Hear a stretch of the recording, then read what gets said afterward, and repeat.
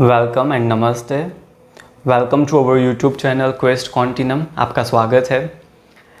आज का हमारा जो टॉपिक है वो इन्हीं सारे क्वेश्चन के ऊपर है कि मेरा जन्म यही परिवार में, यही फैमिली में क्यों हुआ, क्यों मुझे यही माँ बाप मिले, यही सिटी में मेरा जन्म हुआ, क्यों मैंने कहीं और सिटी में जन्म नहीं लिया, कोई और फैमिली में जन्म नहीं लिया,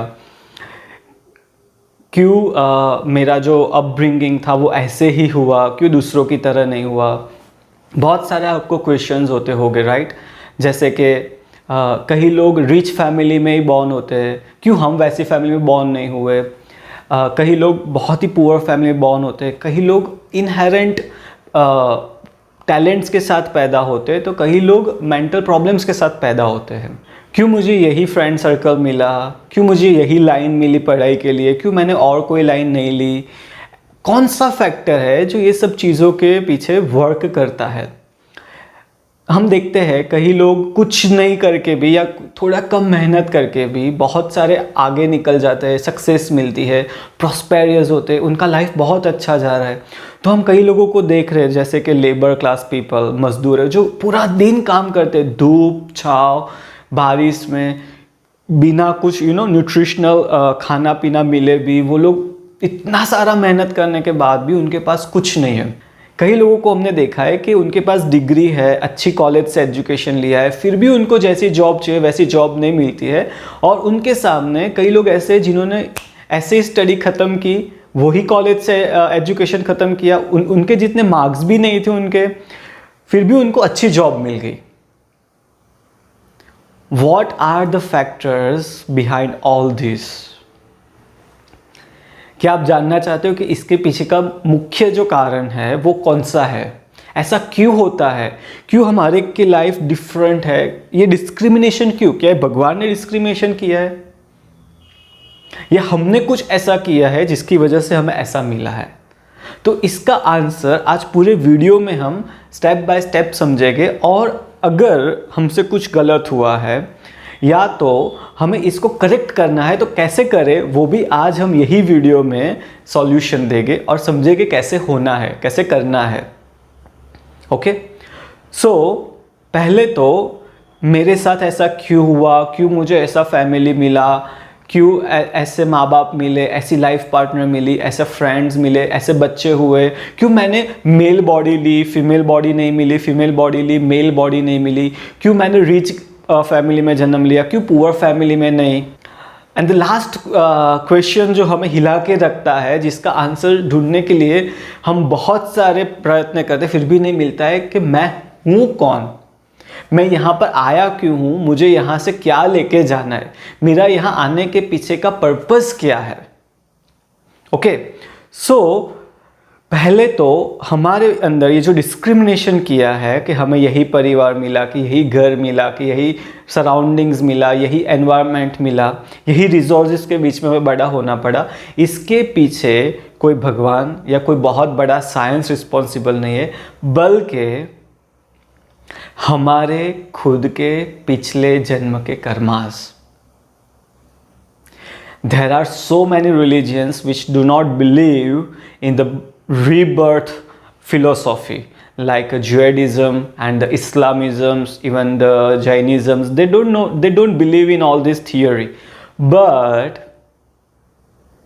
these discriminations prove that because we have generated some or different type of karmas, some good, some bad, and based on that karmas we have these karmic patterns and the results in this lifetime. तो अभी हमें ये समझना होगा कि हम actually Karma कैसे बनता है, कर्म का नियम क्या है। जब हम सोचते हैं, जब हम कुछ भी फील करते हैं, मनोमन कुछ कल्पनाएं भी जब हम करते हैं, तभी हम एक्चुअली कर्मा बना रहे होते हैं। तो हमारा जो ये कर्मा है वो बनता किससे? हमारे खुद के ही सोच विचार से, जो आगे जाके जैसा हमने सोचा है, जैसा हमने कल्पना किया है, वैसा ही हमें फल मिलने वाला है। कहते हैं ना, हम जो बोएंगे वही हमें मिलेगा, right. As we sow we reap, what we have planted we will harvest. इसमें कोई भगवान रोल प्ले नहीं करता है, कोई भगवान को हमसे पर्सनल दुश्मनी नहीं है कि वो हम आके हमें हमारे साथ डिस्क्रिमिनेट करके ऐसे गरीब घर में दे दिया या हमें कुछ प्रॉब्लम्स डाल दिए। बट हम देख रहे हैं हमारे सराउंडिंग में हर कोई कहीं ना कहीं पे तो लाइफ में नाखुश है, डिप्रेस्ड है या डिससेटिस्फाइड या कोई ना कोई प्रॉब्लम में है, क्योंकि उसका वो कर्मा पिछले जन्म में उसने कुछ गलत किया था, इसलिए आज उसको वो मिल रहा है। तो ये जो कर्म का सिद्धांत क्या है, अभी कर्म का सिद्धांत क्या कहता है कि हम जो बोएंगे वो हमें उतना ही वापस में नहीं मिलेगा, बल्कि कहीं गुना ज़्यादा बढ़ के हमें मिलेगा। अब आप सोचो, हमने कुछ गलत बोया है तो हमें क्या मिलेगा? गलत ही मिलेगा। एग्जाम्पल, हमने कांटे बोए हैं तो हमें क्या मिलेगा? ऑफ कोर्स कांटे। वैसे ही समझो, हमने सोच विचार से, हमारी कल्पना में हमने किसी का बुरा चाहा था या किसी का ऐसा चाहा कि इसको ये चीज़ ना मिले, उसको वो चीज़ ना मिले, इसका ये अच्छा ना हो, तो रिटर्न में हमें क्या मिलेगा? वही सब मिलेगा। दूसरा, अगर हम कुछ बुरा करते भी है, जैसे कि आप एक पोजीशन पे हो, हम एक एग्जांपल लेते हैं, और आपके हाथ में है किसको जॉब देना, किसको जॉब नहीं देना। और समझो एक ऐसा कैंडिडेट आया था, कैंडिडेट ए, जो फुल्ली क्वालिफाइड टैलेंटेड था, और एक कैंडिडेट बी था जो फुल्ली क्वालिफाइड था बट टैलेंटेड नहीं था। अभी कैंडिडेट ए है जो आपका पहचान वाला नहीं है, और कैंडिडेट बी है जो आपका पहचान वाला है, और you are in the position, और यहाँ पर आप इसको जॉब नहीं देके कैंडिडेट ए को आप जॉब दे रहे हो कैंडिडेट बी को। This also will consider as a bad karma, and this will give you trouble may be in this life time और in the next life time. ऐसे बहुत सारे एग्जाम्पल देके हम कर सकते हैं, बट यहाँ आज का वीडियो में हमारा जो मेन डिस्कशन का सब्जेक्ट है वो ये है कि ये जो अभी कर्मा हमारे बन गए हैं, ये जो साइकिल है, चेन है, जिसकी वजह से आज मुझे यहाँ पर कुछ ना कुछ ऐसा है जो मुझे नहीं चाहिए था या मुझे कुछ इम्प्रूव करना है बट नहीं हो रहा है, तो इसके पीछे अभी हमने समझ लिया कि हमारा कर्मा ही रिस्पॉन्सिबल है। Now the question is that कि कैसे ये कर्मा को करेक्ट करे, कैसे ये चेन को ब्रेक करे। Do you want to know कैसे हम ये कर्मा को करेक्ट करें? The secret is in forgiveness. The moment you forgive, you break the chain of your past incarnations karmic patterns। आपके जीन्स बदलने चालू हो जाता है, आपका बिहेवियर, आपका इमोशन, आपका देखने का नज़रिया, आपका एटीट्यूड, ये सब चेंज होता है जब आप क्षमा देना चालू करते हो। ऐसे ही हमारी संस्कृति में, सनातन धर्म में नहीं कहा गया कि क्षमा वीर्यच भूषणम, क्योंकि वो इतनी ताकत रखता है कि आपका जो नकारात्मक कर्म है, आपका जो तकलीफ है, जिस कर्मा की वजह से आप यहाँ पर अभी फंसे हुए हो, उसमें से बाहर निकालने की ताकत रखता है सिर्फ ये क्षमा। अभी हम बोलेंगे क्षमा कैसे करना है। ये वर्ड शायद बहुत ही अभी इतना फैल चुका है, इतना भी लोगों के मुंह पे आ गया है ना, कि हमें बहुत इजी लगता है, इसलिए हमें इसकी शायद वैल्यू भी पता नहीं है कि एक्चुअली क्षमा का क्या क्या बेनिफिट है। हर एक धर्म में आप देखोगे तो यही बोलते हैं कि माफ़ करो, माफ़ करो, माफ़ करो। इवन हम लोग पोल्यूशन आया, हम बोल देंगे कि मिच्छामि दुक्कडम, बोली चाली माफ़ करना। दिवाली आई, हम बोलेंगे ओ चलो गले मिलते, पिछला जो भी है वो भूल जाओ। ईद आए, हम बोलेंगे चलो यार सब छोड़ो और वापस मिल के एक हो जाते। बट क्या सही में हम किसी को माफ़ करते हैं और कर पाते हैं? कितने साल हम हमारे ऐसे ही किसी को माफ़ नहीं करके सिर्फ उसके बारे में ही सोच के निकाल देते हैं। तो क्या वो सही है किसी के बारे में कॉन्स्टेंटली सोचते रहना, रिवेंज सीख करना और अपना टाइम वेस्ट करना? टेक जस्ट एग्जाम्पल, आपको आपके सामने एक हीरा रखा है, डायमंड, प्रीशियस डायमंड स्टोन, आपको वो चाहिए, that is your destination, that is your target. But मैं आपके पैर किसी चीज़ के साथ बांध लूँ तो आप ले पाओगे वो चीज़? नहीं। These attachment, these entanglements will not allow you to grow. We can take an example, second example of rocket. जैसे रॉकेट लॉन्च करने के लिए क्या लगता है? बूस्टर्स। बट वही बूस्टर जो उसको काम लगता है, जो उसके लिए बेनिफिशियल है, जो उसको टेक ऑफ करने में मदद करेगा, अगर वही बूस्टर आगे जाके ऑर्बिट में जाने के बाद भी लगा रहेगा तो वही बूस्टर उसका बर्डन बन जाएगा। रॉकेट को जैसे ही वो आगे बढ़ता है तो उसको बूस्टर को छोड़ना पड़ेगा। वैसे ही कई इंसिडेंट्स, बहुत सारे ऐसी घटनाएं, एक्सपीरियंसेस हमें होते, वो हमें बूस्ट करने के लिए होते। वो घटना नेगेटिव हो तो उसको ऐसे लेना चाहिए कि वो हमें आगे बढ़ने के लिए सिर्फ बूस्ट करने के लिए था। अगर आप फिर वही घटना को लेके आगे बढ़ रहे हो मन में उसके लिए घृणा भर के, उसके लिए नफरत भर के, बदले की भावना भर के आप आगे बढ़ रहे हो तो क्या होगा? वो अननेसेसरीली बर्डन हो जाएगा आपके प्रगति में। इसलिए माफ करना है। माफ करने से ये जो आपका कार्मिक पैटर्न्स है, कर्मा जो आपको अभी रिस्पॉन्सिबल है आपकी करंट सिचुएशन के लिए, उसमें से छोड़ने के लिए हेल्प करेगा।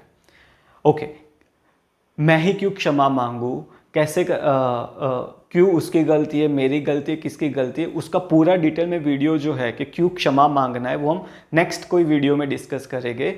अभी हम बता देते हैं कि कैसे क्षमा प्रार्थना करना है, क्योंकि इसका प्रॉपर टेक्निक होना चाहिए। अगर आप प्रॉपर टेक्निक से नहीं करोगे तो मैंने जैसे बोला कि हम बोल तो देते कि मैंने माफ़ किया, मैं भूल जाऊंगा, ठीक है जो हुआ वो, पर हम नहीं भूल पाते हैं। जैसे वो बंदा या उसका कुछ सामने आता है मन में पिक्चर भी, तो हम वापस डिस्टर्ब हो जाते हैं। तो सही तरीके से कैसे क्षमा प्रार्थना करना है जिससे कि हम हमारे कार्मिक जो एंटेंगलमेंट्स है उसमें से बाहर निकले और डिसएंटेंगल हो और हम हमारे टारगेट में आगे बढ़ पाए। बहुत ही सिंपल है। It will take only 2 minute और लेस देन 2 मिनट्स। ओके, आपको ईस्ट डायरेक्शन में बैठना है, आंखें बंद करनी है, जीभ तालू पे लगानी है, एक बहुत बढ़िया सी स्माइल देनी है और आपको अपने हाथ ऐसे आशीर्वाद मुद्रा में ले जाने हैं और जो भी बंदे ने या कोई सिचुएशन ऐसी है जिसको सोचते ही आप डिस्टर्ब हो जाते हो, उसको सामने इमेजिन करो और मन में ही उसको बोलो। पहले क्या करना है, आपको उसको माफ़ करना है, आपको माफ़ी देनी है, क्योंकि कर्म का सिद्धांत क्या बोलता है, आप जो बोओगे वही मिलेगा। अगर आप बोओगे नहीं, मिलेगा नहीं। आप दूसरों को माफ़ नहीं करोगे, आपको माफ़ी नहीं मिलेगा। और आपके कर्मा जो आपने किए उसमें से माफ़ी चाहिए ईश्वर से, तो ईश्वर भी पहले बोलेगा कि पहले तू माफ़ कर जिसने तेरे साथ गलत किया है, तभी मैं तुझे माफ़ करूँगा जिसके साथ तूने गलत किया है। Are you getting me? So based on the law of karma, first you forgive and then ask for the forgiveness. So simply कैसे करना है, वो बंदे को सामने इमेजिन करो, बंदा या बंदी, अपने हाथों को आशीर्वाद मुद्रा में ले जाओ और मन में ही उसे बोलो कि मैं आत्मा, मैं जीव तुझे माफ़ कर रहा हूँ। जाने अनजाने में तूने मुझे जो भी हर्ट किया है, बोलने से, विचारों से, अपने एक्सप्रेशन से, राइट, उसके लिए मैं तुझे माफ़ कर रहा हूँ। I release you from my system and now ask for forgiveness from the person. Say please forgive me for all my mistakes. I seek your forgiveness. मुझे माफ़ी दो। मैंने जो भी गलती की है उसको मैं प्रॉमिस देता हूँ कि उसको मैं दोबारा रिपीट नहीं करूँगा।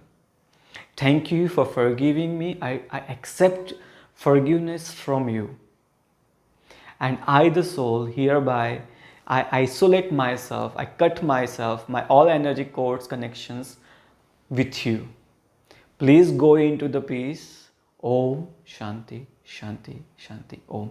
Do this 3 to 7 times every day before you go for sleep. This will help you to bring a change in your life. तो यहाँ पर मैंने आपको एक शॉर्ट टेक्निक दी है कैसे माफ़ करना है, कैसे माफ़ी लेनी है और कैसे अपने कर्मा जो कार्मिक साइकिल है उसको चेंज करना है।